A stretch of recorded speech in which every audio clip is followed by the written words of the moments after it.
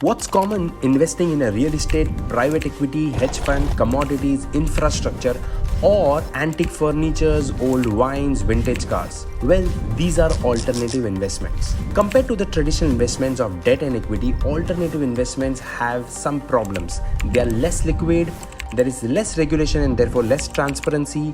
Also, they have very high fees and restrictions on redemptions and many other issues. But they have some benefits. They have low correlation with the traditional investments that makes them ideal for diversification, and then you have a scope of high returns possible.